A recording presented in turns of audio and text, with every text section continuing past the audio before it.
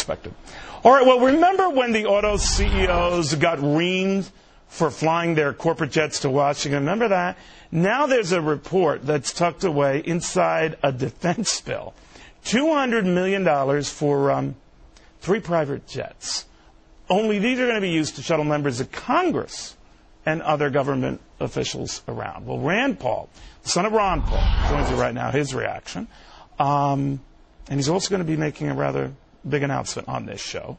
Real quick reaction to that. Then I want to talk to you about your announcement. Well, I want to see my congressman flying coach, Southwest Airlines coach, and waiting in line like everybody else to get on the plane.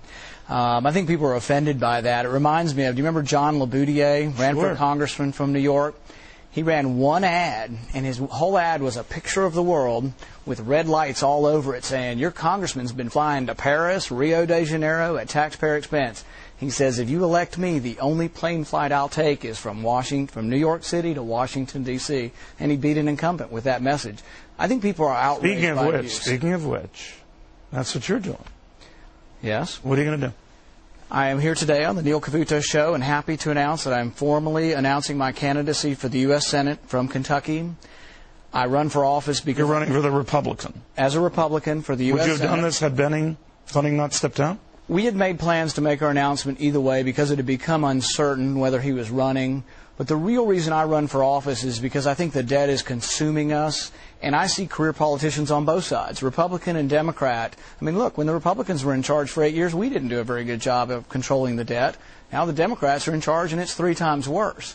I think the problem is you elect people who their career is politics instead of having a career in something else like medicine, and their sole, what they have to do is to get reelected, and so they vote for the special interest. And it's a self-perpetuating cycle, and that's why the deficit explodes. So if you get in there, your dad is a prominent congressman, you'll kind of be a bigger cheese than he will. Yeah, I'm wondering if he'll be asking me for advice now.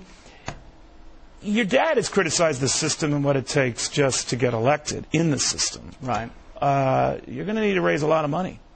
Yeah, and I think it's the greatest irony of American politics that universally, conservative or liberal, when you ask people in the media or the public, is money corrupting the system? Everybody says yes.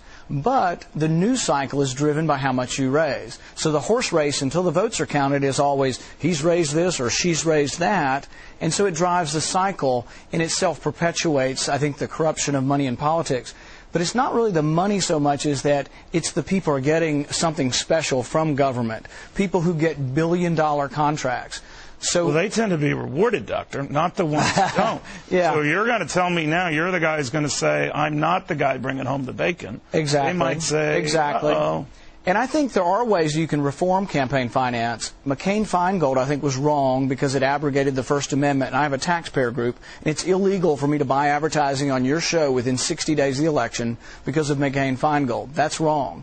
But I think there's another way you could go about it. You could say, if Neil Cavuto Incorporated gets $1 million government contract, I would make a clause in the contract that says that you voluntarily agreed to not lobby Congress and not give PAC donations. But it would be a voluntary clause. All right, so it would be a little less mandatory. Well, it would only be if you want to take a $1 million contract. Okay, let me ask you, is your dad going to campaign for you? We already have him scheduled at a few fundraisers. We have 4 fundraisers scheduled in Texas in the next month, and he'll be there. Okay. Now, how about in Kentucky itself? We haven't made a decision yet. I would like him to come. He's a big draw. Everywhere he goes, he gets thousands of people. And it's a double-edged sword. I couldn't do this without him, and I have great respect for him, and I think history will look kindly on what he's been able to do. But also, I need to be my own person. I need to present my own issues, and I don't need to be seen just as the son of Ron Paul, but also don't run away from it. I mean, it allows me to get started. Are you as much as a rebel as he is? Sort of like likes to be the thorn in the side of everybody. I say that with respect. Yeah, well, I go around Kentucky promising people that I will vote against any unbalanced budget, Republican or Democrat, because I think that's how I distinguish myself.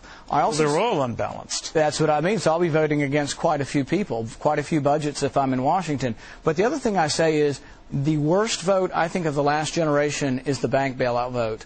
Half of the Republican leadership voted for it, but I've been to 20 counties in Kentucky, and I have yet to meet one Republican primary voter who would have been for the bank bailout. I'm going to be running as an independent Republican. Got the protection of the R. Right? There you go. Well, our system is set up for two parties. The rules are very hard for any third party to run. Yeah. I think people do hunger for independence. Right. And when I tell people that I'm not going to judge issues on Republican or Democrat, they sit up and listen, because a lot of my patients are Democrats, but they like the idea that you'll judge it on the issue, not on which party presents the issue. Okay. We have a lot of doctors in Congress. You could join an elite group. Doctor, thank you very much. Good having you. Thank you for having me.